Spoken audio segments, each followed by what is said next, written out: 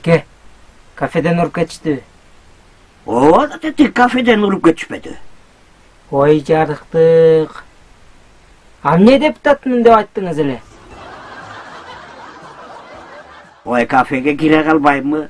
Кире калсам тети бурчта өздөрүнчө мушташып аттыр да. Өздөрүн мушташып атса, жөн койбойт белеңиз? Ой, мушташып аткандан эми чоң киши болгондон кийин ажыратып коеюн деп. Эй, койгула, мен депутатмын. Мен деген депутатмын, коюп калгыла, десем.